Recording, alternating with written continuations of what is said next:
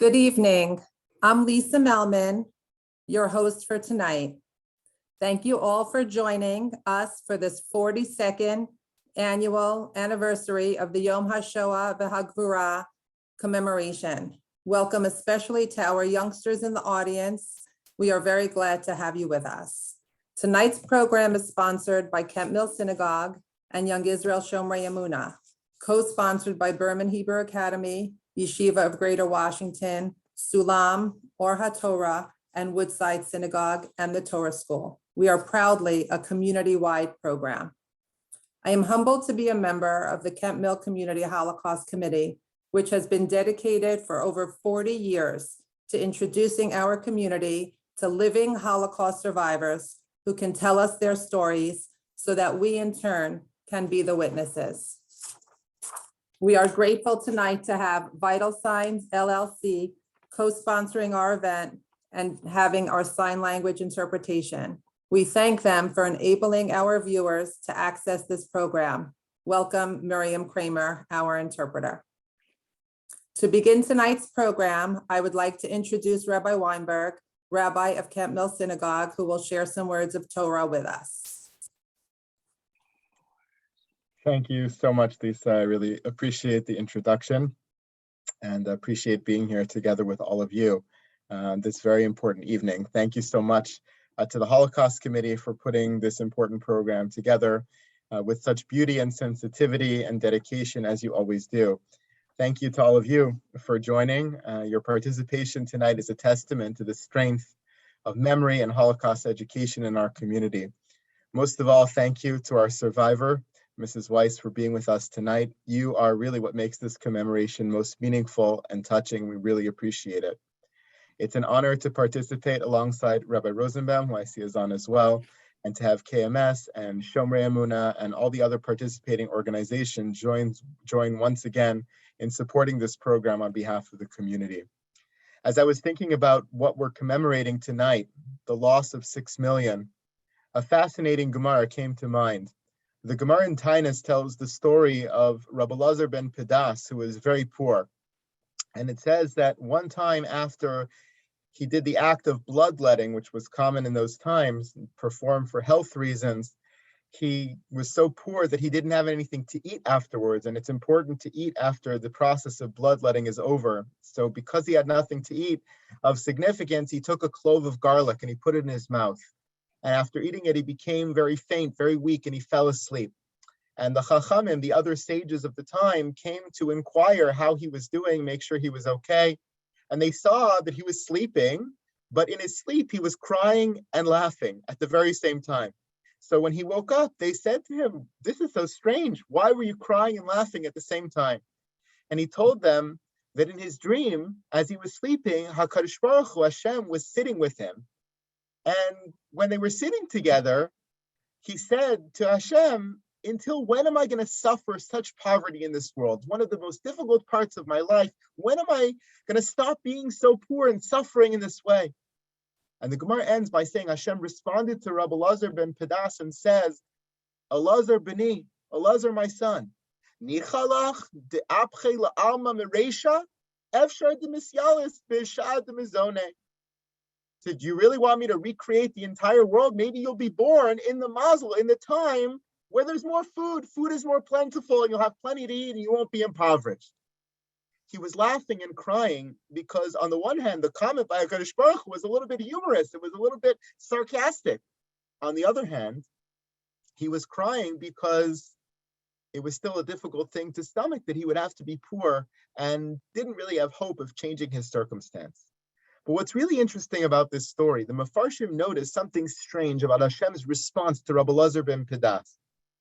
Hashem didn't say to him, "Elazar beni, Elazar, in order to make you in a different financial situation, I'd have to recreate you. I'd have to bring you into the world at a different time or a different place or a different circumstance."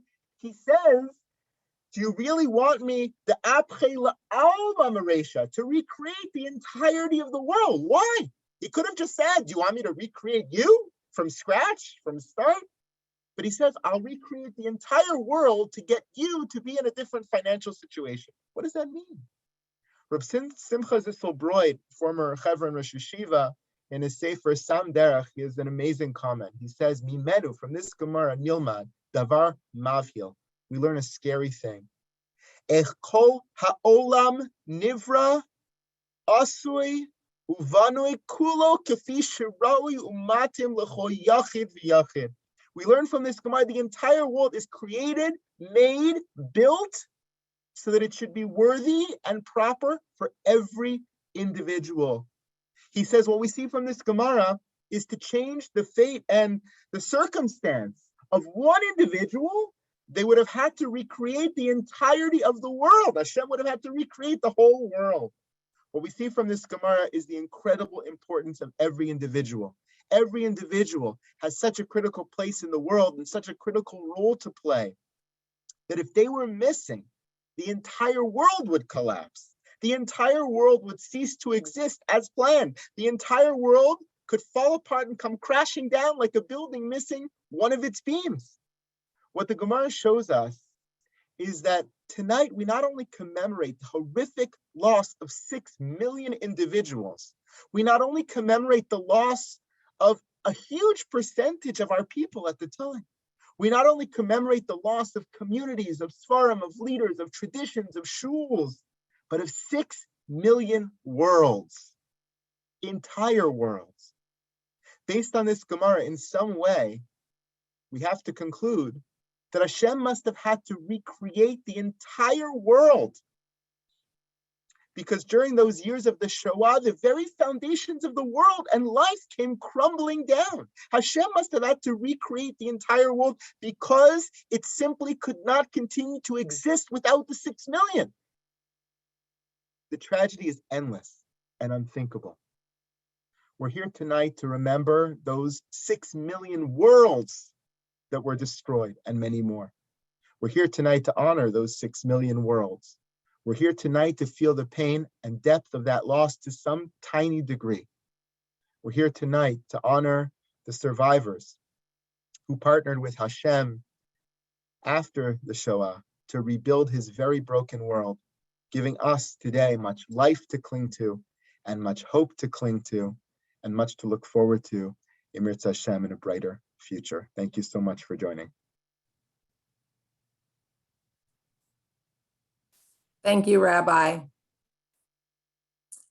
The Holocaust Committee has just started an initiative to forge a bond between members of the younger generation and willing Holocaust survivors. The goal of this project is to create a connection between the past and the present. If you are a Holocaust survivor or a teen who is interested in creating a memorable intergenerational experience, please contact Rachel C. Tor at gmail.com. Rachel Tor's email address is in the chat. We would love to facilitate your connection. Another important part of our Yom HaShoah program are the annual learning programs of Torah learning that many high school students do in our community. Learning Torah, Le'iloi Nishmat, the Kedoshim who perished in the Holocaust, is an extremely appropriate way to preserve their memories. Thank you, Barry Greengard, for spearheading this program. Students at the Yeshiva of Greater Washington Boys Division learned Shisha Sidrei Mishnah in conjunction with the yahrzeit of Rav Einemer, Zichrono Livracha, under the direction of Rabbi Akiva Lyman. Students of the Girls Division of the Yeshiva of Greater Washington conducted a special educational project and learned Sefer Tehillim under the direction of Mrs. Yael Kortel. Berman Hebrew Academy students learned Rambam Sefer Mada, along with the laws of Sfirat HaOmer from the Rambam, Shulchan Aruch, and Kitzur Shulchan Aruch under the direction of Rabbi Moshe Grossberg. We proudly recognize and appreciate our students' Torah learning efforts in memory of the Kedoshim whose lives were so brutally cut short, and in memory of the many Torah institutions which were destroyed in the Holocaust. Yehi Zichron Baruch, may their memories be for a blessing.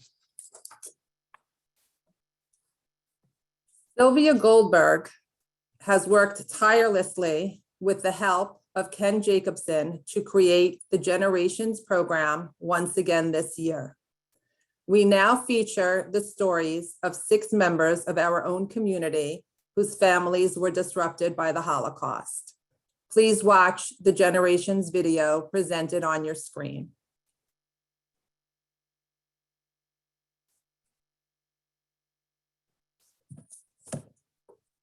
Good evening. I'm Sylvia Laufer Goldberg.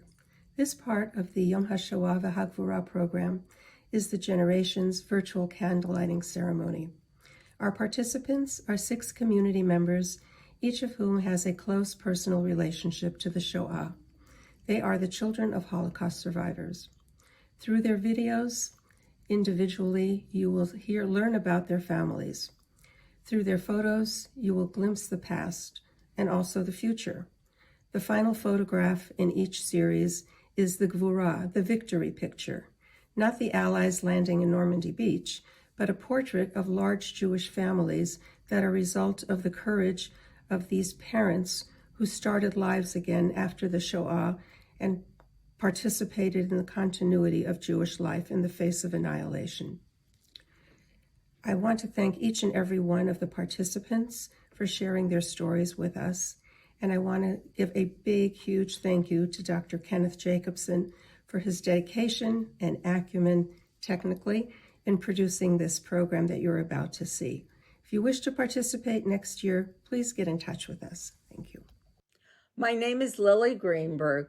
This candle is dedicated to the memory of my parents, Tzipora and Solomon Nadel. My mother was born Tzipora Koenig in Lubachai, Poland, to a frum family who owned a store that sold farm equipment. She was one of 7 children, 4 of whom survived the Holocaust. She survived using Christian papers of a girl who had left town that her parents obtained for her. My father was born in Prochnik, Poland, also one of 7 children. Only he and 1 sister survived, and he survived because a farmer hit him in a barn, and he was saved by that. After the war, both of my parents walked with a group escorted by the Haganah that walked from Poland to Italy and met along the way. As soon as they got to Italy, they were married by a rabbi, and I was born a year later in Bologna, Italy, where my parents were living and working. They stayed in Italy for 5 years until the Italian government asked them and all the survivors to leave. They had tried to get to Israel but couldn't. They moved to America, living first in New Jersey, and then in Brooklyn, where my sister Helen was born. My father lived to age 52. My mother lived to age 92. I am married to Sadia Greenberg for 51 years. Our daughter Martha lives in Israel, and our daughter Susie and her husband and daughter live in Oakland, California.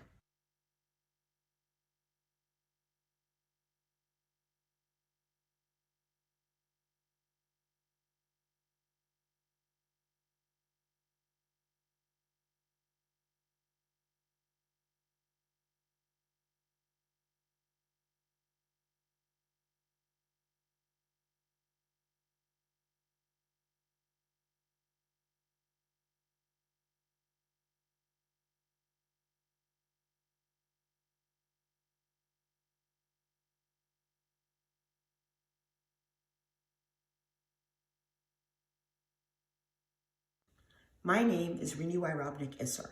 My parents were Chaim Wyrobnik and Devorah Karpinska Wyrobnik. Both of my parents were born in Lodz, Poland. My father was in the Lodz ghetto until the last transport out of the Lodz ghetto. He was then in Auschwitz and Mauthausen and survived the death march of 1945. My mother was also in the Lodz ghetto and was then in Königsberg and in Stutthof. While in Stutthof, my grandmother died of typhus 6 weeks before the end of the war. At the end of the war, my mother and her sister were on the Kap Arkona, a ship filled with inmates that were mistakenly attacked by the British Air Force. Of the 5,000 prisoners on the ship, only 350 survived. Among them, my mother and her sister, Zichronam Livracha. My mother and father met after the war in the Feldafing, Germany, in a DP camp and were married there in 1946. My sister Ruthie was born in that camp. My brother Leonard and I were born in Cincinnati, Ohio. My parents have 7 grandsons, my nephews David, Andy, and Josh Davis, and my own children, David, Jonathan, Ariel, and Eitan Isser. I light this candle in memory of my grandparents, aunts, uncles, and cousins who were killed during the Shoah, and in memory of my parents, Chaim and Devorah Wyrobnik, who survived the Shoah and came to the United States to begin a new life.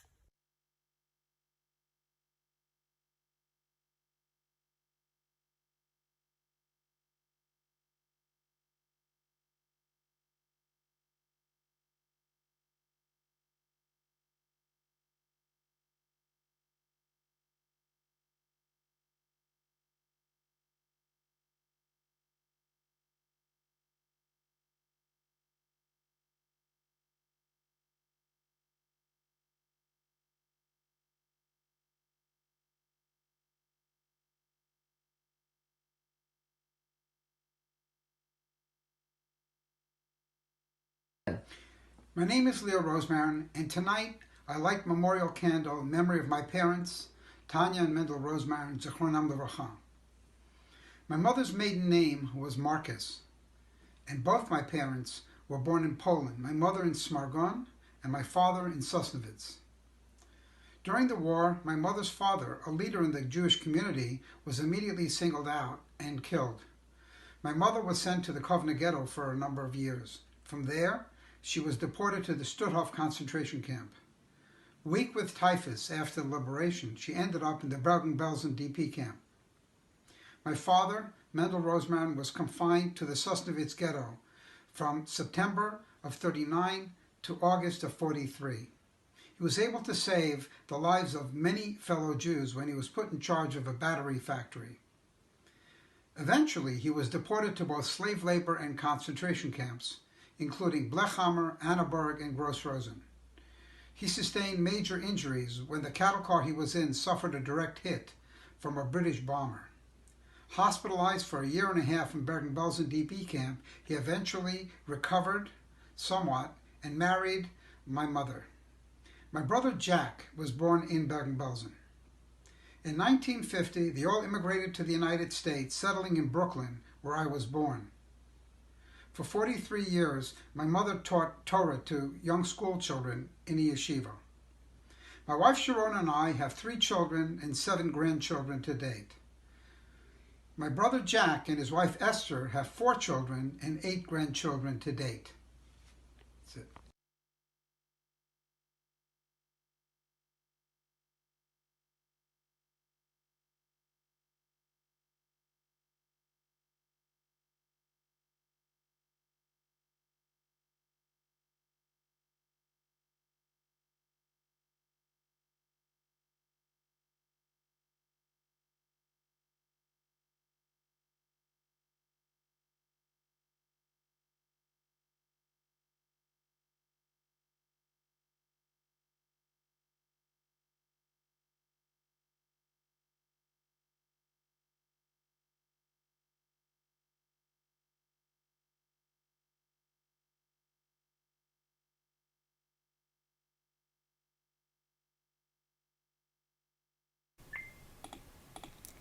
My name is Naomi Baum, and my father, Yitzchak Baum-Ogron, Zichrono Livracha, was born in 1927 in Slupjanova in central Poland. His mother died when he was young, his father had a dry goods store, and he had an older brother, Froyam. The Germans arrived in September 1939, imposed harsh measures, and in 1942 sent most of the Jews to their deaths in Treblinka. My father and family were taken to nearby Starchowice, where they were slave laborers in an ammunition factory until the Germans sent them to Auschwitz. Their train pulled in on Tisha B'Av 1944. The brothers worked in another factory. They never saw their father again. As the Germans fled Poland, the brothers were separated on a forced death march. My father was liberated in Theresienstadt, Czechoslovakia, and taken to the Lake District in England with hundreds of other orphans, also known as the Boys. After completing some school, learning English, my father made his way to London, where he met my mother, Evelyn Brown. She was born in the East End to Polish immigrants. She lived through the Blitz. Her paternal aunts, uncles, and cousins were killed one night in an air raid shelter in 1940 when my mother was 6. Her family was late and ended up in a different shelter, or they would have died too.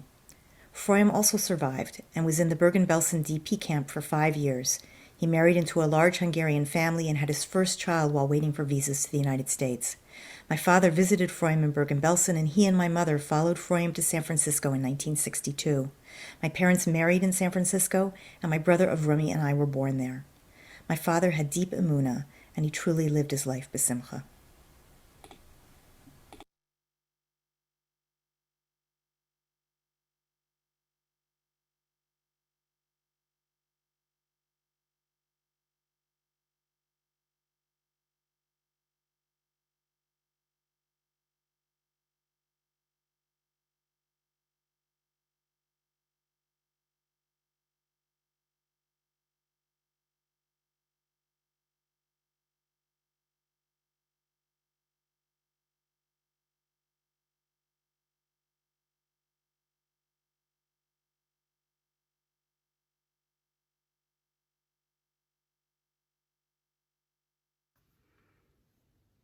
I'm Erica Brown. My mother was a child survivor of the Holocaust. She was born in Zakrzewicz in Poland, a very small village south of Lublin, where the Nazis entered and killed everyone in the village on the same day. There are few people who escaped, my grandparents among them. My grandfather was a tailor, my grandmother was a seamstress. They split up. My grandmother took my mother and tried to keep her alive by visiting patrons until they were finally rounded up. She was taken to a concentration camp, to Majdanek, and my mother was removed and put in an orphanage in Lublin. My grandparents were let out, liberated from Auschwitz as they were transferred to that camp later. They had no idea that the other was alive. My grandfather was on his way to Israel with the Haganah. He was in Italy. He heard that an orphanage had been let out in Lublin. He went back to find my mother and then found my grandmother 1 year later. So it's a miraculous story that I carry, and it's an important legacy for my family. My mother currently has, she has 3 children. She has 17 grandchildren and 15 great-grandchildren. And her name when she was born, her given name is Fela, a Polish name. When she came to the United States, she became Phyllis. And now that she lives in Israel, her name is Tzipora. And in that naming and the change of names is the story of the redemption of the Jewish people.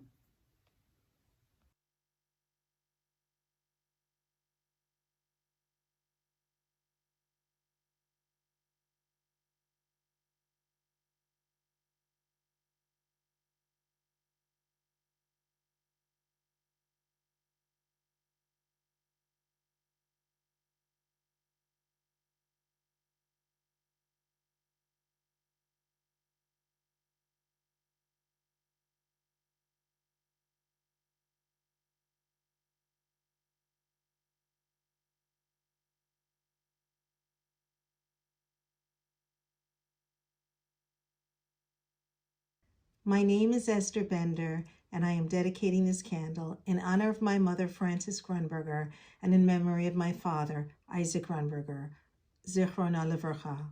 Both my parents were born in Czechoslovakia. My mother was one of 7 children. My mother was the only survivor of her family.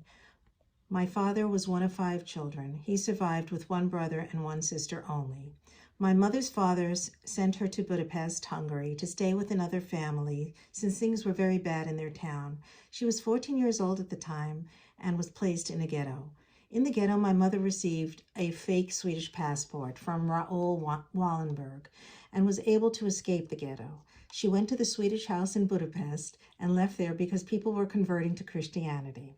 While living on the street, she was interrogated by a German soldier who tore her Swedish passport. A young Christian woman felt sorry for my mother and took her to live with her in her home. She did not know that she was Jewish. My mother learned Catholic prayers and went to church with them.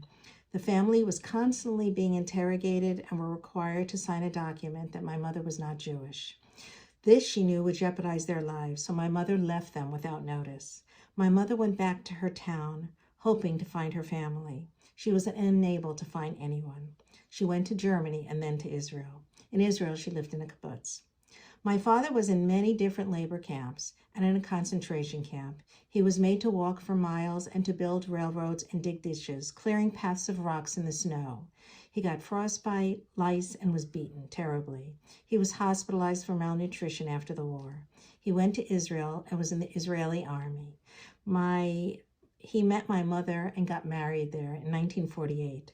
They lived there for 11 years. My sister and I were born in Jaffa, Israel, and then moved to Ramat Gan. We came to America in 1960 and lived in the Bronx and Queens. My mother has 2 daughters, 4 grandchildren, and 7 great-grandchildren. Within each of these stories, there are so many other stories, but thank you for letting me share pieces of their story.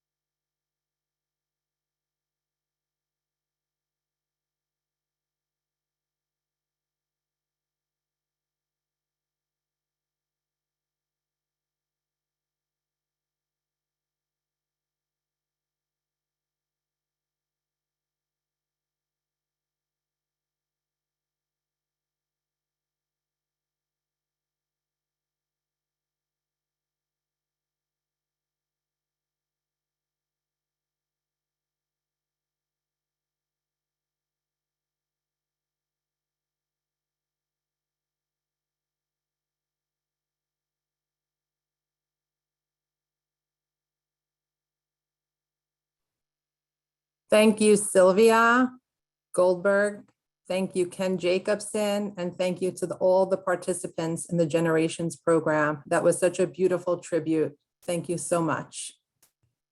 And now I am so glad and honored to introduce our community to Mrs. Irene Weiss, our honored guest for this evening.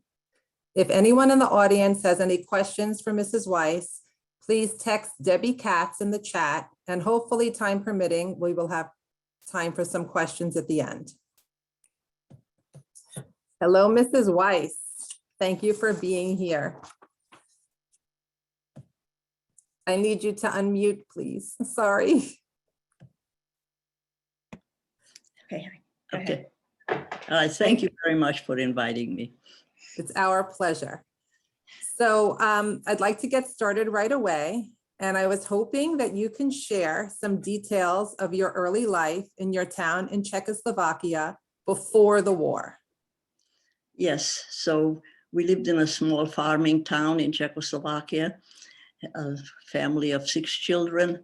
It was, there were 10 Jewish families only. And my father owned a lumber business. And my mother, of course, took care of the family. The highlight of our lives were the Jewish holidays that we all observed, and children looked forward to it. Here in the picture, it shows, first of all, the 3 little girls. I am the 2 in the same dress, I and my sister, and the other one is a first cousin. My cousin and my little sister did not survive the Holocaust. The other picture is a class, a Czechoslovakian school. Most of the children, the students here are Jewish because the Czechoslovak government did not hold classes on the Sabbath. So that was a great incentive for us to not go to Hungarian schools. So I am in the front row with a bow in my hair. My sister is sort of behind me, also having a bow in her hair. That was very stylish. And so we're all in the same class. It was all grades together because there were not enough children to have separate grades. But many of these children come from one large Jewish family, the Mashkovitz family, and they, unfortunately, I can tell you, out of something like 10 children and parents, not one person returned. A very tragic story. What was the name of your town? The name was called Botraj in Hungarian and had variations in Czech with Botrajova and so on. But basically the population was Hungarian speaking, so Botraj was the correct way to say it mostly. And you mentioned that there were 10 families, 10 Jewish families in the town. Can you talk about the relationship between the Jews and the non-Jews in the town? Well, I have to emphasize that the 10 Jewish families mostly were very poor families. They had come originally from Poland and other parts of Carpatho, Ukraine, probably looking for work and settling in a safe place. But there were the 10 Jewish families, of course. There was a tailor and a shoemaker and a small mom and pop, a little grocery store. My father had the lumber yard, which was among the 10, the most, one that provided a better income for the family. But really, it was a very poor family. The relationship with the neighbors, who were all farmers, was good because obviously they were poor and not in any way being some kind of threat or whatever to them. We're just poor family with lots of children. Getting along. So they got along. They That's got very interesting to note, because in early 1939, everything changed, right? Part of Czechoslovakia, where your village was located, was now occupied by Hungary, which Yeah. was part of Nazi Germany. So what changed, in addition to being occupied, what changed for you and for your family? Well, because they become part of the Nazi group and that they instituted the Nuremberg laws against the Jews, the Hungarians did. And slowly, not all of it came down at once, but little by little, our freedoms were taken away. My father's business was confiscated. The children couldn't go to school, Hungarian schools anymore. Eventually, we had to wear a yellow star on our clothes. There were really serious anti-Semitic incidents because among the local farmers and the neighboring farm places, the young non-Jewish teenagers felt deputized. You know, all they had to do is put on a swastika on their arms and they can do whatever harm they felt like to Jews, you know. And so we were scared and we were not going out too much. We were watching where we were going and we were scared because we were no longer secure. When you had a loss of income, how did your family manage? Well, at one point, my father and other young males, you know, youngish males, were called into forced labor brigades and taken to the front and exposed to a great deal of danger because they were not armed. They were just, you know, helping on the front. As I say, the most dangerous kind of work, and many of them didn't come back. In my case, my father lost his income, and with 6 children, things became very worrisome. And he never did, his income never did change. And the only reason we managed well is because it was a farming town and we could get food from the farmers in as an exchange thing, and you know, not really buying but exchanging things that my mother would with the neighbors, farmers. And we also had, my mother had a very large vegetable garden on very purposefully. She worked on it so that we would have food growing in our own backyard. I'd like to go back a little bit to your town before the war. Can you tell us a little bit about Jewish holidays or how your family might have celebrated Shabbat if they did, or if there was any kind of synagogue or group activities in the town? There was a synagogue, and I say 10 Jewish families. Most of the time there was a minyan. Everybody was Orthodox. This was a strictly Orthodox community. In my household, every holiday and every Jewish event was celebrated and observed, and very strictly Orthodox, kosher in every sense. And we, as children, as I say, we looked forward to that very much. Whatever good things happened on the holidays. The good food, new clothes for Passover, for Pesach, and the house being cleaned, and the big event of baking matzah as a community. There wasn't any Manoshevitz matzahs. The community baked, and I remember when it was in our house, and all the men came and they observed it, watching on a watch, you know, how many minutes before it has to be in the oven, and it was a frantic event of doing it just right. And of course, we kids just loved it. It was so much excitement. And since matzah was only once a year, we loved matzah. And to this day, I love matzah. When people say I don't like matzah, my sister was telling me the other day too, she says, we ate matzah like a cereal. We put it in coffee and we got matzah coffee. My sister was telling me I had a whole box through the week, matzah coffee. I said, I wonder if that's Hungarian, because my mom does the same, matzah in the coffee. Yeah, my kids are amazed, but I actually love it. Every day during Passover, I had that at least once. Okay, let's return to when the Nazis came into your town and you were on the train with your father traveling. Can you tell us about this frightening experience of what happened to you? Yes, as I say, that the local hoodlums, I call them hoodlums, were, had they could do whatever. The law did not defend us, and so I was traveling with my father. My grandparents lived in a neighboring town, a bigger town with more Jewish families. And I was coming home on a train. It was a 5-minute ride between the two towns.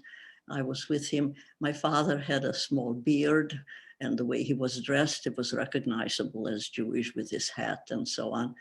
And I was not recognizable as such, but these hoodlums in the train, several of them, got up and approached my father and began to talk among themselves. What shall we do with him? Do you think it would be a good idea to throw him off the train? It was all a lot of fun and games and taunting. And, the other passengers in the car, nobody said a word. Nobody said, stop it, or stood up or anything. Was silence. And they escalated their fun and games they had, with a Jew that they don't respected, and nobody thought that there was something wrong with that. I was terrified, looking out the window, judging how long we had before the train will stop and we can get off, because it was a very short time. And actually, we made it. The train stopped, we got off, and I know that if it had been a longer ride, they would have thrown him off the train.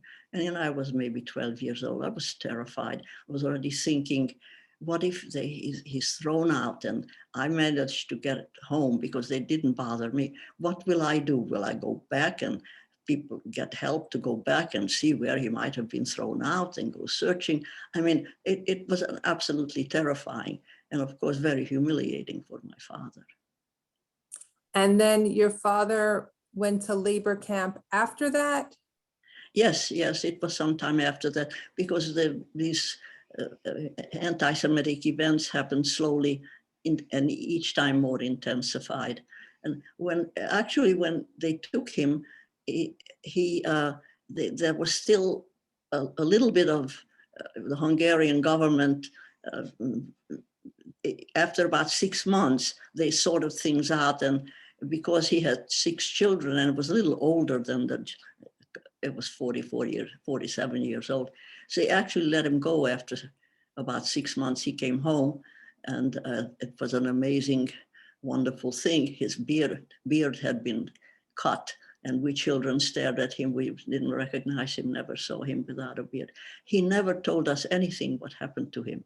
The things I learned was after, how they were put in great danger in the most dangerous parts of the war, and that they were mistreated and humiliated, and that actually in the end almost all of them perished. Very few came back. So we're very lucky our father came back. But of course, then not so long after that, 1944, things happened. Yes. So if you can tell us a little bit about what happened in 1944 when Germany invaded Hungary in March of 1944, and what happened to the Jews in your town, and if you can describe a little bit about that. Yes, well, after the Germans were in charge, they definitely applied all the Nuremberg laws. First of all, we lost our citizenship and protection by the law, but they made sure that all the businesses were confiscated, and this time we were severely feeling the anti-Semitism, and children weren't going to school. His business was gone, and very soon it was 1944, the last day of Pesach. There was an announcement in the town that the Jews in town had 24 hours to pack a suitcase each and deport to the town hall tomorrow, the day after Passover. It was a tremendous shock for us because it was a year, the war was over a year later, and we knew that the Germans were losing, and we thought we would, make it safe in our home. But the last day, even though it was the last day of Passover, my mother, and we had no chametz or anything like that in the house, my mother started baking bread, and it simply had to ignore the last day, because for 6 children to leave the house without food was, it was an emergency for her. And she was baking all day and cooking and preparing to leave the house with some, food for the 6 children. The next day, when it was time for us to leave the house, a delegation of town leaders came to our house and demanded from my father to hand over all our valuables, money and valuables. And he did have to give them some money and valuables because they wouldn't take no for an answer. And then my family packed up whatever they could in just a suitcase each and the food. And we were left our house and went to the town hall where they told us to gather. There, the other 10 families came with their children and their little bundles. And we were always, from here on, my memory is that wherever they took us, we were always on a floor. There was never a chair, a bed, or a table. Our place was a piece of the corner of a floor, and each family did that. And we waited to see what would happen. Very soon, horse and wagons arrived and packed us into the horse and wagons with all our belongings and took us to the nearest big city called Munkach. Munkach had about 10,000 Jewish people, probably even more. It was a very vital Jewish city with yeshivas and rabbis and lots of Jewish activities. But that's where the ghetto was set up in an empty brick factory. The thing is that every time that we were subjected to some change or some new, outrage, they never told us that it's coming, never told us what's going to happen to us. So we were always in big trouble, finding out it was always worse. They took us to this brick factory, and when we got there, we realized that this became a ghetto and that thousands of Jewish families were flocking in there from all the neighboring villages, and there ended up about 10,000 people in that one place. And of course, that was not meant for people. It was an empty brick factory. There was absolutely no facility of any kind for women, children, food, cooking, sanitation, nothing.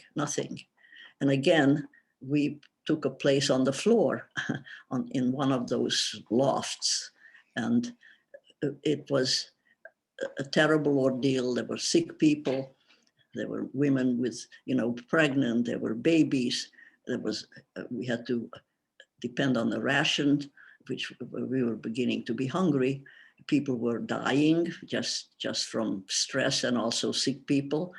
And the city Munkach, those Jews were not taken into the brick factory, but they closed off part of the city in Munkach, and the local Munkach Jews were put into the city ghetto.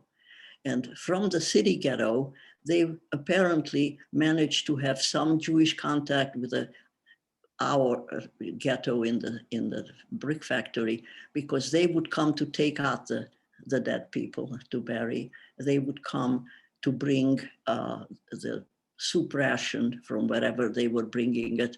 In other words, the ghetto people, the city ghetto people, were communicating, or it was part of their plan to manage the others. But there was great deal of suffering immediately, and constantly rules on loudspeakers, and they called in the men for interrogation and demanding more money and valuables. And they were harsh with our men. They were, forcing them to give under stress of punishment, to give them more money. And How did your parents give you, as children, how did they give you strength, or what was their level of worry or concern, or were they optimistic? How did they handle it? No, that if I was 13 years old, if I think back of how much what suffering they endured, because they saw their children go hungry, and they also lost control over our safety. Mhm. And not only that, they lost control about what was happening to our father, because the Germans really loved to humiliate and torture our men more than anybody else. They just felt, even all the way to concentration camps, they felt that humiliating the men and telling them how, see, you're nothing, you can't take care of your families, as if they had a choice. And it started in the ghetto.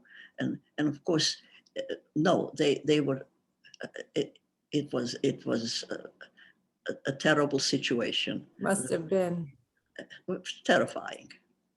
I think I heard you say something about getting a haircut in Yes. the ghetto. Yes, there were all kinds of rules in loudspeaker. You can't do this, or go there, and don't do this. And anyhow, there was one announcement that girls under 16 should report to a tent there on the premises to have their hair cut.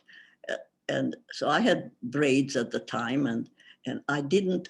Or your father will be punished. They always had that to make sure that you heard the message.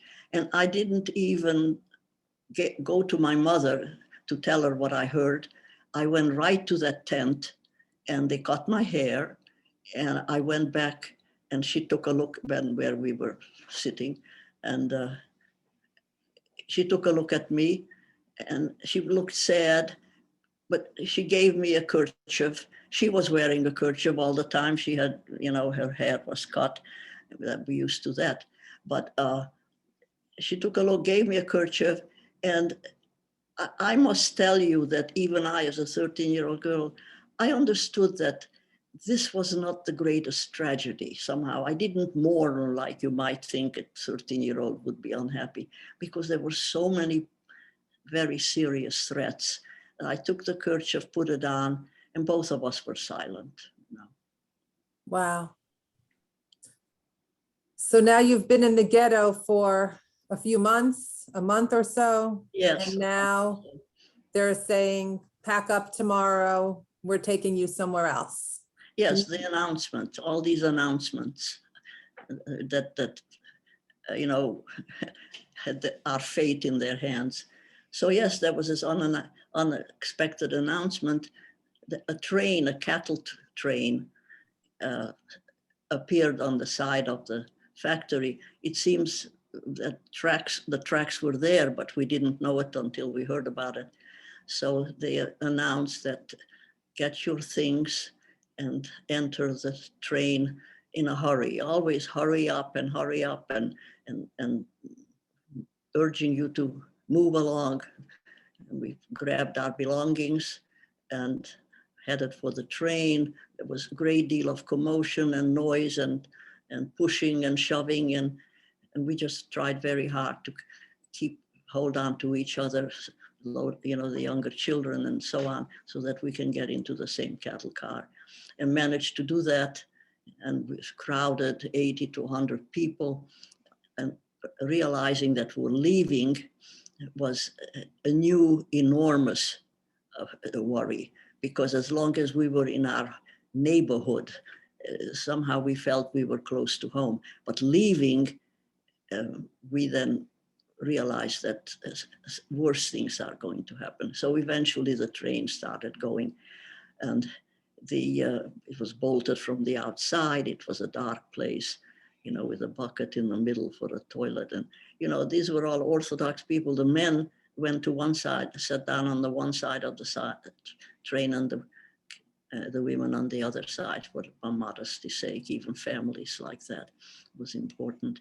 But, our biggest concern was that my father, looking out on a little window, at one point said that the train was turning towards Poland. And that they felt it sealed our fate. That was terrifying, because one thing, we never heard of Auschwitz, but we did hear that in Poland, they were lining up families and shooting them and killing them in the forest. The Nazis were using,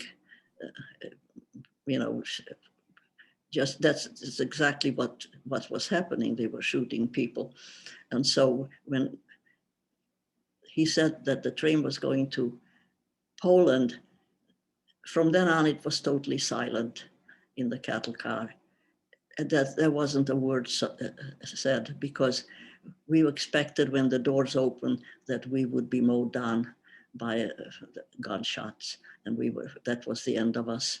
And I remember that even little children didn't cry or say anything. It was just silent, waiting for the terrifying. How long was the trip?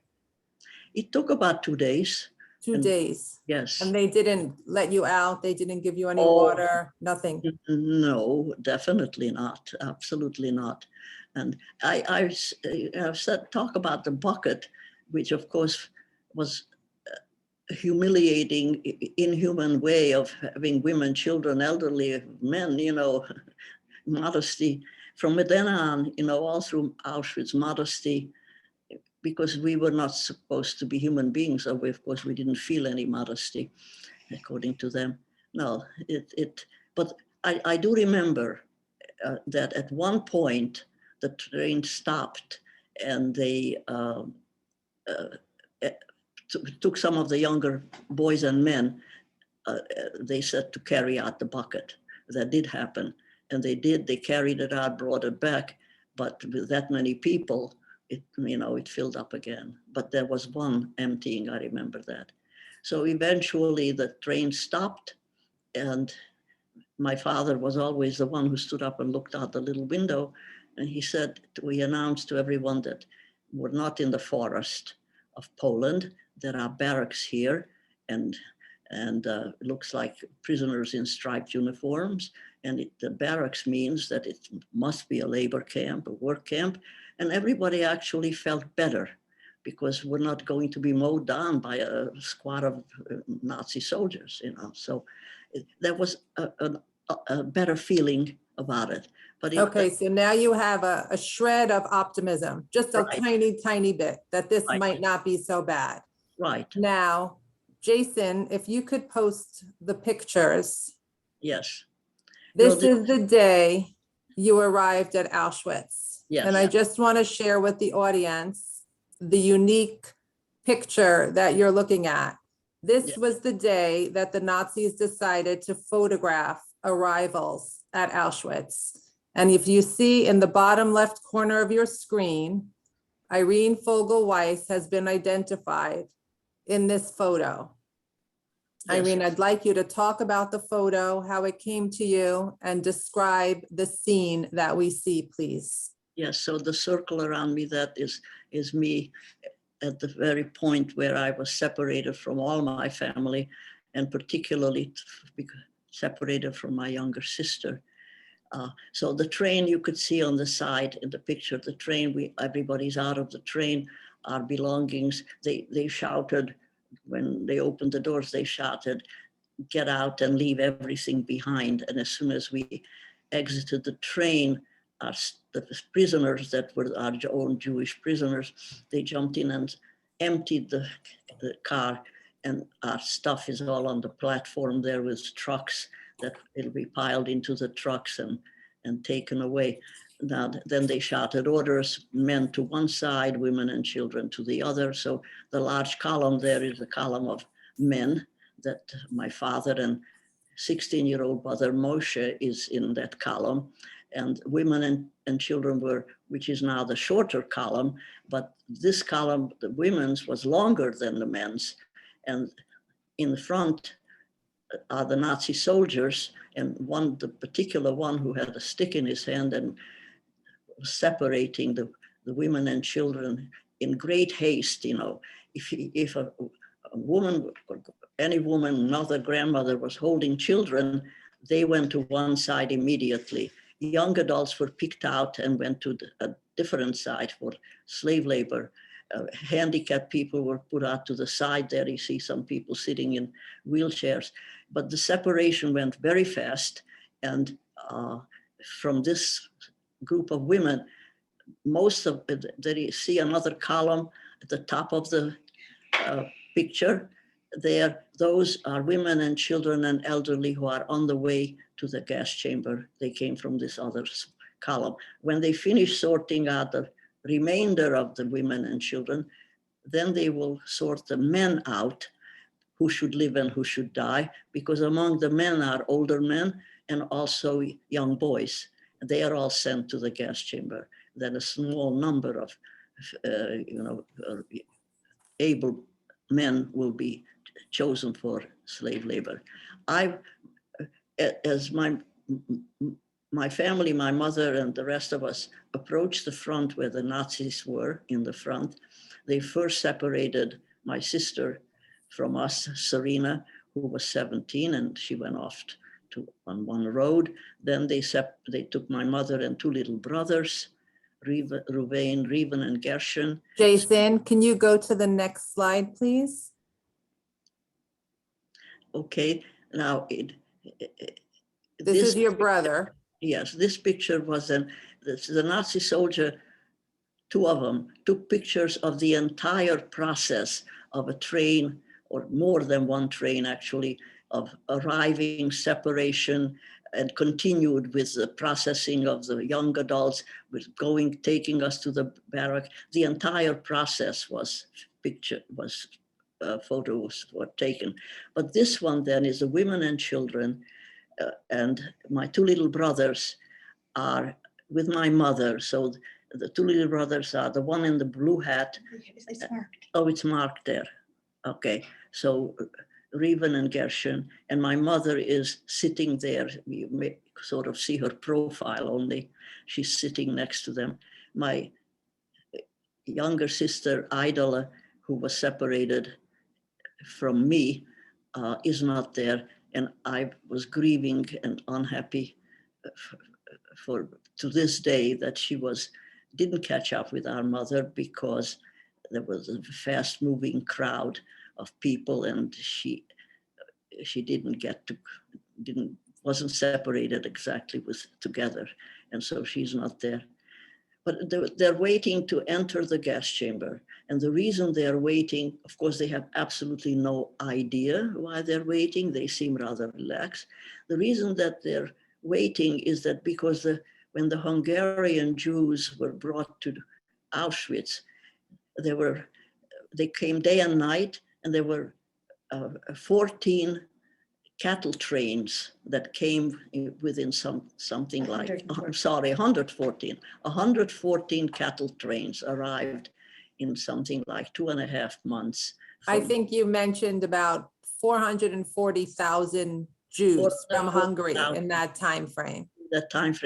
And the killing was backed up, because even though they had 4 gas chambers and crematoriums, that wasn't a big enough capacity. And they're actually waiting because there is a backup. And unfortunately, by that, later on, some months later, my sister and I were assigned to work nearby, and then we were more aware of exactly what was happening. Before you talk about your work, can you express in the agony and the chaos of what was happening? You had mentioned that you felt stripped, you felt violated. Can you talk a little bit about your feelings? Yes, the process. Well, you know, we're modest women and modest in every way. And from coming from home, sheltered civilization, and were processed where men are doing the shaving and the processing. We're constantly naked in front of men. And it's indescribable. I mean, even I was 13 years old, but horrifying. But young adults, young women, it's just indescribable. Later on, you realize that you're not treated as a human being, but you are still a person at this point. And our own Jewish men were assigned to do this work while the Nazis were watching. And, you know, they cut body hair and stood there naked until they were good and ready, cut the hair off. And there wasn't even any comments anymore because naked women were part of the system, but not to those who just arrived.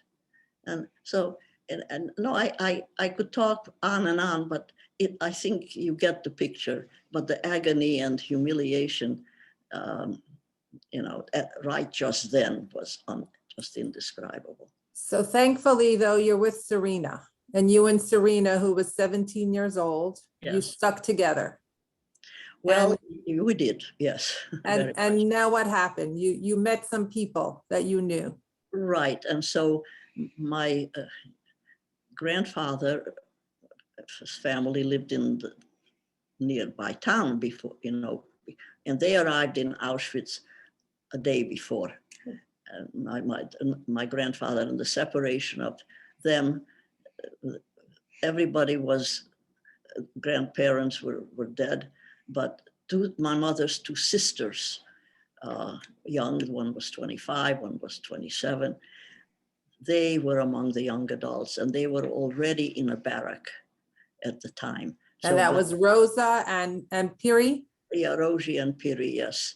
And when my sister and I were processed the next day, we were sent to the same barrack area because the Hungarian Jews, there was a separate camp prepared for them. It was called the Hungarian camp. So all the Hungarians were in this section in barracks.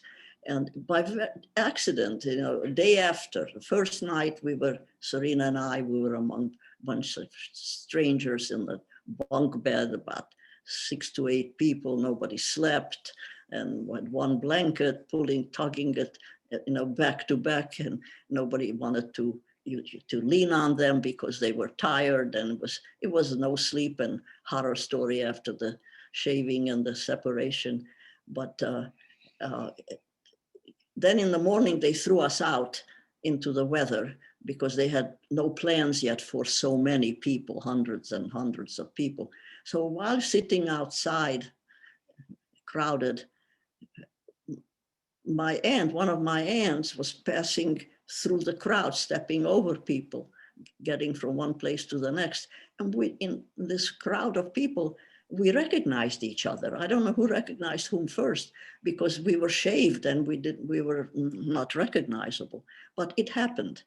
And as soon as that happened, I stopped being terrified, because first of all, she immediately took us to her barrack, where was my other aunt, her sister.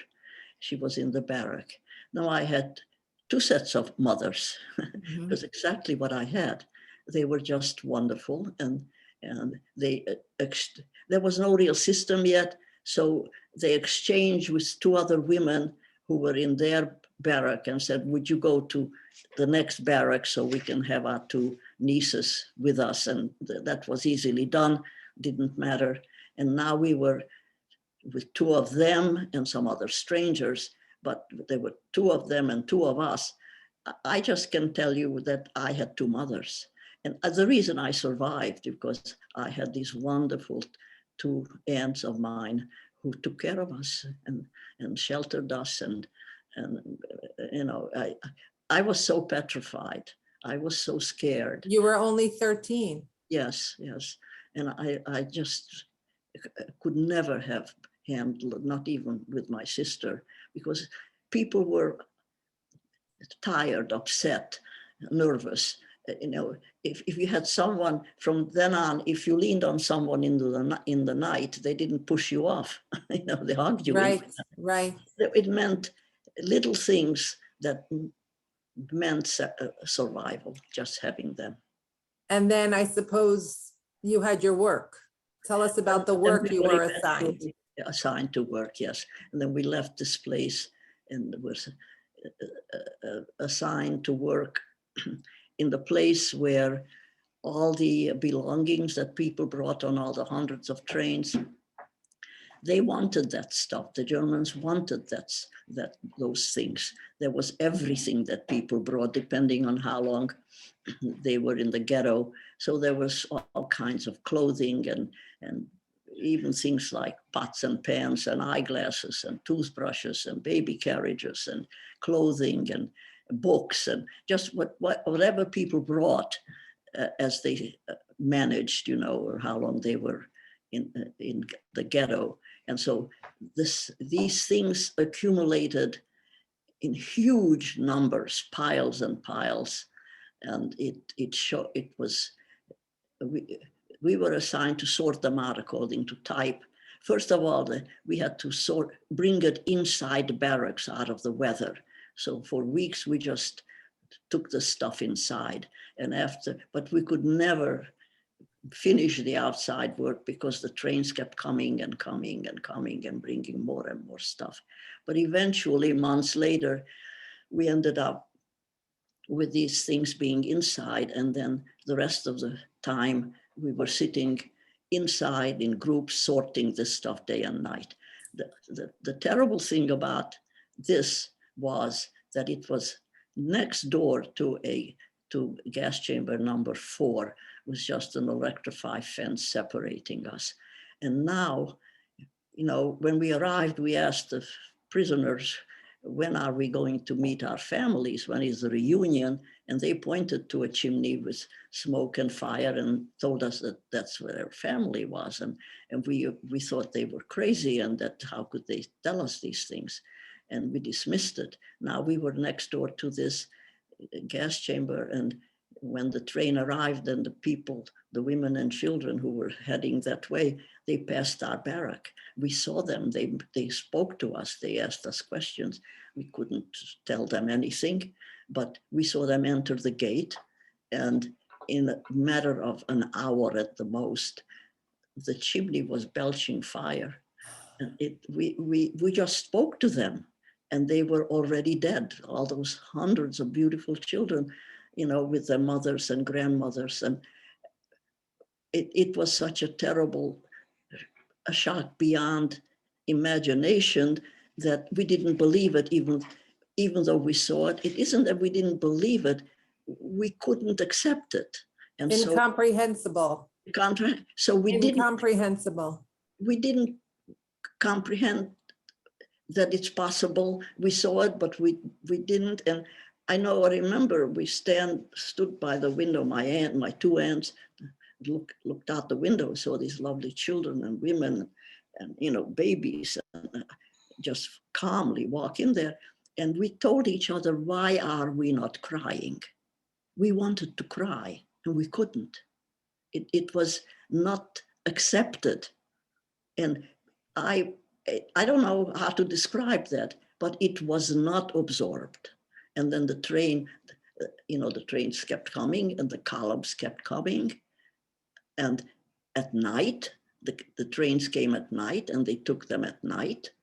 And at night, because when the Hungarian Jews came and they couldn't keep up the killing, the capacity, they began to burn bodies in pits outside. They dug special pits for that. And the people who came at night and were heading towards the gas chamber, they saw bodies being tossed into pits, and it was lit up, and it was like they were entering a fire, you know, and they cried and they prayed and they screamed, and we were outside even at night sorting things, and I would put my fingers in my ears to, I couldn't hear it.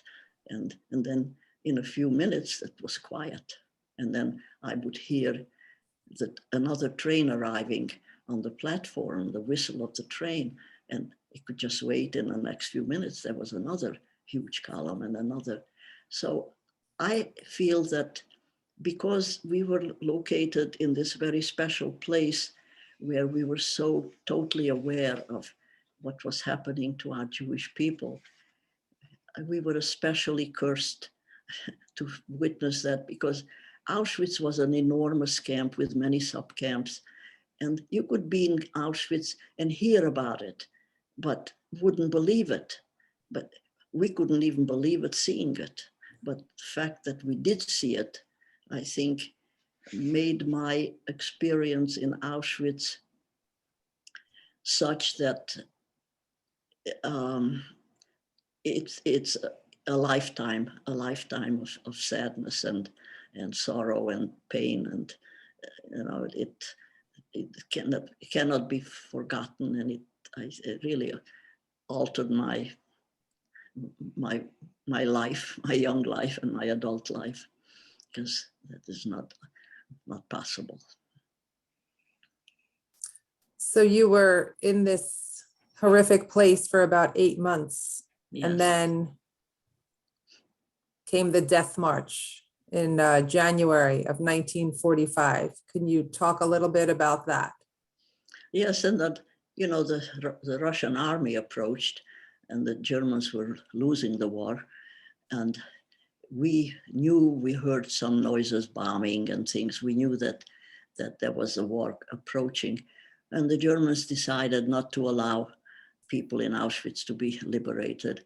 They emptied the camp and forced us out on the highway in January 1945. It was another impossible ordeal, and almost impossible to survive, because it was bitter cold, and we just went in what we had on, and we marched on the highway. They never fed us. We had no water. We ate the snow on the road, and they kept us moving. If people were tired and tried to rest, they literally just shot them. If they lean on someone, they shot them. We passed in the side of the road, lots of dead people, and no matter how tired we were didn't dare sit down, and it was bitter cold. After many days of pushing on and going through this, they stopped us in a concentration camp on the way, Ravensbrück, which was a very large concentration camp. But we were not supposed to stay there. It was just a night, a layover. It might have been more than a night, but it wasn't any place we were to stay. But the camp was filled with people who were there originally, plus the ones that passed by, and they stopped us there. So there was no way to get inside. We were outside at night. There was no place to go inside. As I remember lying outside the barracks, and there was some newspaper floating by, and I remember being covered by a newspaper and fell asleep. And I think I was being frozen slowly, because I suddenly felt very calm. And my two aunts, shook me and said, "No, don't fall asleep. Don't do that." Anyhow, they then put us into open cattle cars. And after a few days, I don't know how long we were there. The open cattle cars were worse than walking on the highway, because the wind and the currents, of moving train and the wind and the cold, there was no place to escape from it. And we huddled together. But I remember that we were desperately dehydrated, and our mouth, even if you still had a piece of bread, you didn't have the saliva to process it. And they took you to another camp, which was your final destination. Yes, it was deep into Germany. another small camp near Hamburg. And apparently it's like, I don't know, 400 miles or something eventually, that long from Auschwitz. A lot of people died along the way. And, it was harder and harder to survive because it was piling on, no food, no water, and desperate cold and walking, So yes, and we were in this camp for another 4.5 months before the Russian army reached that far and attempted to liberate us, yes. But your liberation was not very fancy. It was tell us about it. You just kind of walked out. Well, the Russian soldiers who came in there, there was typhus in the camp, and we were all sick. And I assumed that they didn't like that. And I mean, we were unfortunate that it was a group that didn't set up help, hospital, food, transportation. They left. The soldiers who looked in on the camp, they left, and we continued to remain there because we were too weak to. But you were free, but you didn't really. But we couldn't walk, and we couldn't. We needed food and medicine and shelter, and we didn't get it. The stronger ones eventually got out, and there was a town nearby by the same name as the camp, and some came back and said there are empty houses there, and little by little we did manage to. But I want to get out, but I want to back up a minute, because in this last camp, because we had typhus and we were emaciated, they stopped feeding us here in addition to everything else. There was really starvation, total starvation. The Germans lost all their effort even for doing that. Serena, my sister, was selected. The selection never stopped. The selection meant if you were selected, it was for death. So my sister was picked out because she really was skin and bones. And I volunteered to go with her because I want to explain that one of my aunts, Piri, had typhus, and they took her away. A truck came to pick up the sick, and it took them back to Ravensbrück that had a gas chamber. We watched Piri to be taken away. Oh. Then my sister was going to be taken away, and I volunteered to go with her. And that day the truck didn't come. And so the war was then soon over. The Germans left, and if the truck had come that day, my sister and I would have been dead also. Wow. So you and your sister survived. Did Rose survive with you Rose at this time? And Rose was desperately ill after her sister was taken away. Rose had pneumonia. She lay on the floor with a horrible fever, dehydrated. She somehow managed. Yes, she survived. So now the war is over. You're in this camp. You're free. What did you and Serena do? And Rose. And Rose. Basically, we stayed in the same camp a long time. We managed to get into the town. We moved into an empty house. The German civilians ran because they didn't want to be captured by the Russians.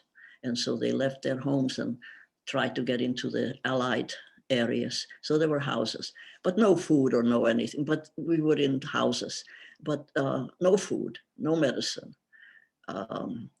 We put some of the very sick into a local hospital that had nothing but a bed.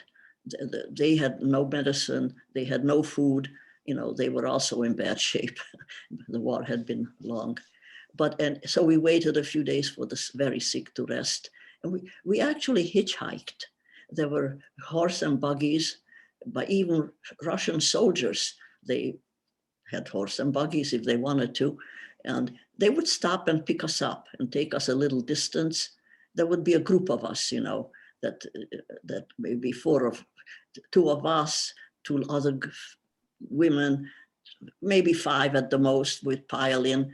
They'd take us a little distance, and they didn't go any further. They said, okay, that's it, get off. We'd walk some more, try to hitchhike again. It was terrible. And there was a mother who was maybe 45, 50 maybe, and she had 3 teenagers, managed to survive up to that point, but gave out, and she died along the way. So did you make it back home? We made it as far as Prague after a long walk and a lot of terrible suffering, because we never did get food, medicine, transportation, you know. No, we didn't. We stayed in Prague, and that's what really finally called liberation, because one of my mother's brothers, Yossi, the brother of my two aunts that we were with, he left. He was the only one who left home in the late 30s and went to Palestine. He was a young man. He was the only one of the family who left.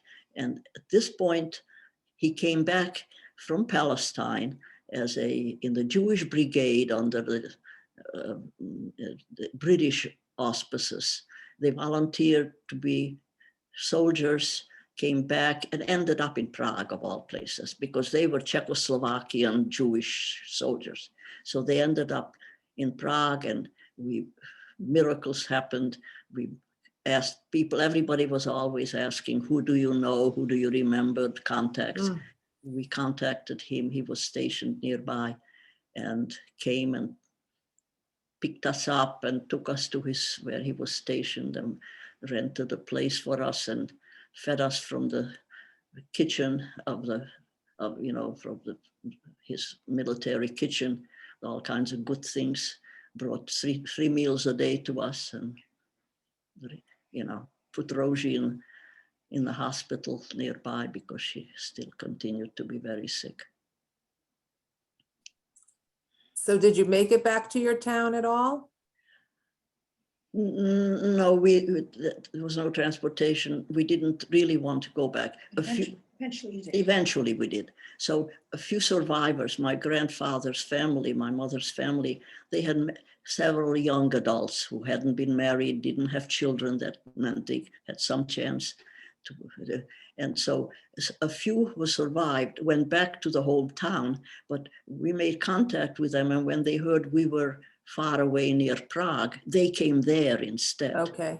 And we made a family together that way. And so didn't go. And my uncle Yossi, when he got out of the army, he took us to another part of Czechoslovakia and set up a place for us, an apartment. And we had a house. Did you eventually went home? Oh, but we didn't go home for another year or so. Okay. And then some of us went home and most of us didn't, just went home to see what was there. I was sent home with one of my young uncles. And that was the first time that you cried, you said, right? Oh, yes. I was still very confused, unable to accept, I thought when I go home, my family will be there, of course. I fantasized. And yes, I went home. There was a family, a non-Jewish family living in our house. I went into the house. They guessed who I was. We didn't introduce ourselves. I went through the house from room to room. There was nothing ours there at all. There was a wallpaper on one of the bedrooms that I know my mother put up, and I stared at it. Went around the house, came out, and went into we had a big orchard, a garden.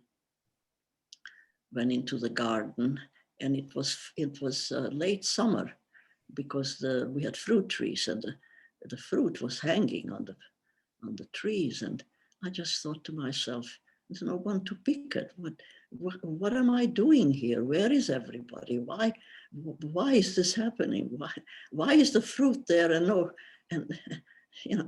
I suddenly realized where I was and why I was there and what wasn't there and wasn't my house anymore. And I started crying, but I didn't pick the fruit.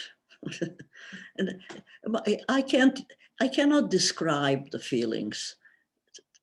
Terrible pain, terrible sorrow, terrible everything, unable to comprehend.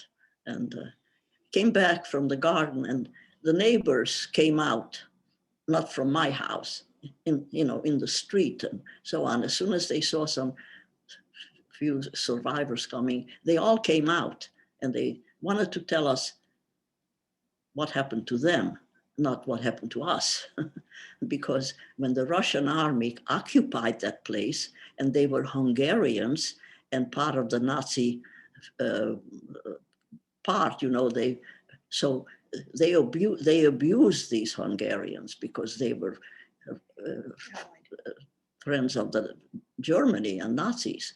So their men were all collected and sent off to Russia, and they never came back. They did to the Hungarians, who were the enemy, what the Germans did to us pretty much. So they were telling us that all our men are gone, and they were just boys and women, and they took away all their farm equipment, never asked what happened to us. And I listened.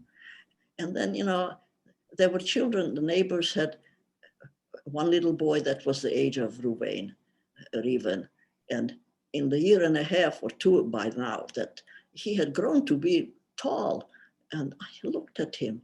He grew up and he was thriving, and my little brother, the same age, was dead. Why was he dead? Why? The confusion, the everything was speeded up as to what was happening. And you were still just a teenager. Oh yes, and my young uncle who was with me, he was like 22 years old, and my grandfather's house and business was in the next town. We went back to my grandfather's town. Some of my uncles came back and they stayed in their grandparents' home for a while, but none of us planned to stay. I was going to be there about 2 weeks, and my young uncle we were going to go back to Czechoslovakia, where my sister was, and Rose and Yossi, where we were going to stay until we could leave Europe. And then what happened? You left Europe and you went to America. A place I knew almost nothing. I really had no history knowledge of it. I knew there was an America. I knew it was across an ocean, but I didn't really want to go there because I didn't speak English, and I didn't want to leave Europe, but I also couldn't stay because basically none of us wanted to stay in Europe because people can do such terrible things to us. We didn't want to stay and make it our home.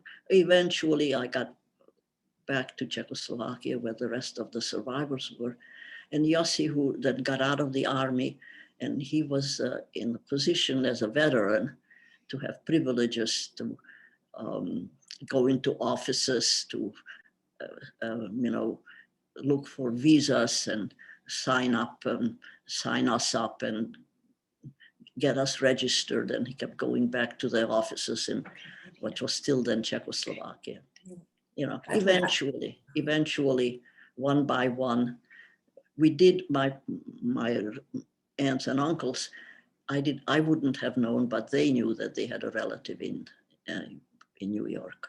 So you came to New York and you came to relatives. Yes. And then you met your husband. Yes. Well, first I was put in a high school, and I somehow learned English somehow. It was, I was used to having hard times and not being normal, and nothing that happened to me was normal. And so that I was in a huge high school, 5,000 students, and I didn't know what was going on. I didn't know where my class was, and nobody talked to me. Nobody knew I was there. Nobody cared. But I knew, I no longer cried. I just knew that this is how it has to be. But looking back, if someone had just assigned a student to me to help me navigate, my life would have been simpler. But now I roamed around. Anyway, I can tell the audience that even though you didn't know any English, you became an English teacher in Fairfax County. Well, correct? I did. Eventually I got married. I got married before I was 20. And eventually, after I had 2 children, actually, I started taking night classes, extension classes from University of Virginia. And little bit, I was very interested in the history and in the language. I suddenly realized didn't know anything. I was a dummy in this country. And if I don't learn English and do something about my lack of knowledge of life, and not life, just history or new history. Anyhow, I learned English in about 2 years. I kept on taking classes and after my children, I was at night, always at night. And my husband took care of them in the evening, put them to bed and so on. Then after you were allowed to accumulate 2 years of college credits this way off campus. But if I wanted a degree, I had to have 2 years on campus. So by then my children were in school and I was able to be on campus, not living on campus, but commuting to a campus rather than just night school, extension school. So then eventually, it took me 10 years to get a college degree.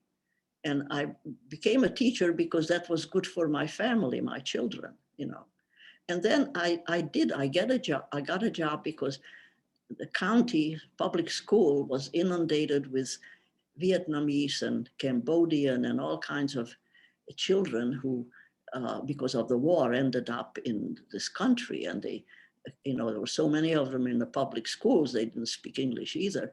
They needed help from teachers. American teachers didn't know how to handle them. You must have had something really special to offer them. Well, they advertised for teachers. They said for English as a second language, they wanted people who had experience with other cultures. And I thought, I qualify. I have experience with other cultures. And of course, I had to have a degree. So they hired me immediately. And I loved teaching them because they were also troubled children, orphans very often, didn't have English. And I understood them very well. So you married your husband, and how did you meet him? Well, we had relatives, but we never expected to live with them. That was not the way. But just for the beginning, while, there were these distant relatives who actually heard of us. They were looking for survivors, and they talked to a survivor from our area who had come to Brooklyn. These relatives were asking the survivor about, did they know any survivors, in Hungary? Anyhow, there were no survivors they were looking for, but they managed to hear about us, that these 2 girls who were distant relatives did survive, and they wanted us to come to them. I didn't know anything about them. We never heard anything. My parents didn't keep in touch with them or anything. But this was a lovely family. The father was a Chazan. And he left Hungary in the First World War because didn't want to go into the Hungarian army. Anyhow, the family had 2 sons and 2 daughters, and the 2 sons were very nice, especially one of them. And in about 2 years, we got married to one of them. Distant relatives, but first of all, they spoke Yiddish, and they were familiar, and they had come from Europe in 25 years earlier, and so on.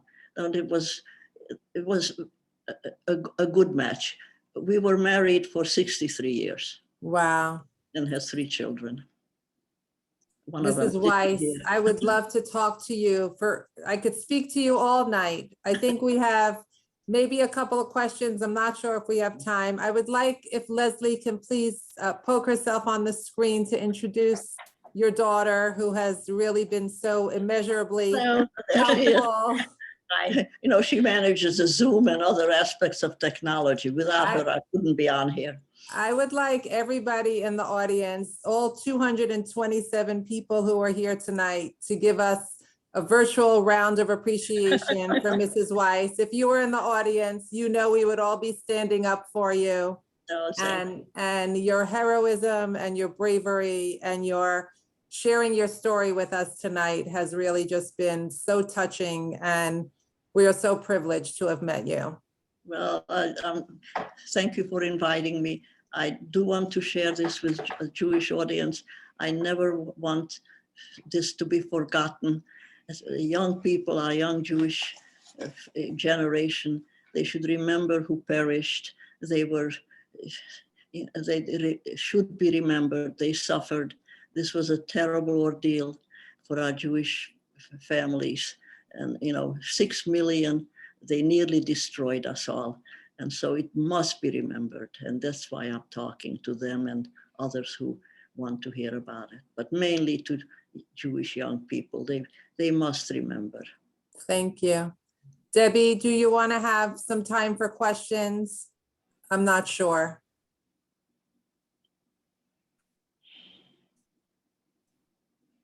I think, first of all, thank you, Mrs. Weiss, so much. I think we're kind of out of time. Some of the Okay. questions were interesting, but I Okay. honestly think that most of the most important questions were in fact asked and answered. Thank you. Okay, so once again, I'm just going to run through some thank yous to Mrs. Weiss, to Leslie, to Rabbi Deitch from Chabad in Northern Virginia. I'm not sure if you're here tonight. I can't see the whole screen, but thank you for introducing me to Mrs. Weiss and giving me her phone number so that we could bring her to our wonderful community tonight. Rabbi Thank you. Deitch is a very lovely person. I know him, yes. Thank you, Rabbi Weinberg and Rabbi Rosenbaum, for their continued support of the program, to our program sponsors and our co-sponsors, Elisheva Cohen, who made our flyer, the members of the Holocaust Committee, the participants of the Generations Program, the office teams at KMS and Young Israel. Miriam Kramer, you could thank yourself for interpreting, thank you. Jason Mintz for your outstanding technological expertise. Ken Jacobson for your technical aspects and your support of all things Holocaust education. Thank you, Debbie Katz, for giving me this opportunity to meet Irene and to host this program. It's been so meaningful to me as my grandparents were Holocaust survivors, and I feel like I can share their stories through my work on the Holocaust Committee. But thank you to all 227 of you who have come here tonight for tuning into this program. It is through you that we continue our work, and it is you who are actively keeping the memory of the 6 million Jews alive, the ones who perished al Kiddush Hashem. We wish you a good evening, and we will end tonight's commemoration with Hatikvah. Rami Isser, please spotlight. Kol balevav penima nefesh Yehudi ha'amiyah ulefatei mizrach kadima ayin leTzion Sophia, עוד לא אבדה תקוותנו, התקווה בת שנות 2000, להיות עם חופשי בארצנו, ארץ ציון וירושלים, להיות עם חופשי בארצנו, ארץ ציון ירושלים.